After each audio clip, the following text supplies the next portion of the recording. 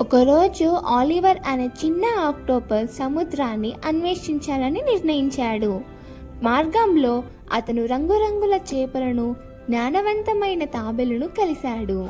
తాబేలు అతనికి జట్టు భావన విలువను నేర్పాడు. వారు కలిసి అనేక అడ్డంకులు స్నేహితులతో కలిసి పనిచేస్తే ప్రయాణం మరింత ఆసక్తికరంగా, ఆనందంగా మారుతుందని ఆలివర్ అనుకుంటాడు. ఈ కథలో నీతేంటంటే, ఐక్యతతో పనిచేస్తే ప్రతి ప్రయాణం మరింత అందంగా ఉంటుంది. ఒకప్పుడు ఒక ఎలుక మరియు కప్ప మంచి స్నేహితులు. కప్ప ఎలుక ఇంటికి వస్తూ ఇద్దరు కలిసి భోజనం చేసేవారు. ఒకరోజు కప్ప తన ఇంటికి రావాలని ఆహ్వానించింది. ఈత రాదని ఎలుక చెప్పగా కప్ప తన వెన్నుపై కూర్చోమని చెప్పింది.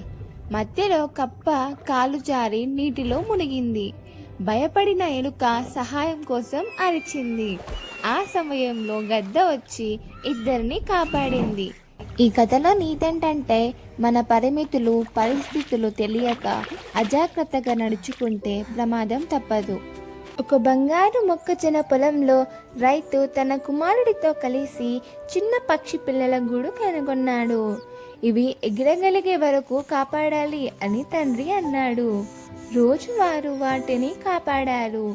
తల్లి పక్షి ప్రేమతో పిల్లలను సంరక్షించింది. కాలక్రమంలో అవి బలంగా పెరిగి ఎగరడం నేర్చుకున్నాయి. ఒక ఉదయం అవి ఆకాశంలోకి ఎగిరాయి. రైతు తన కుమారుడు ఆనందంతో చూశాడు.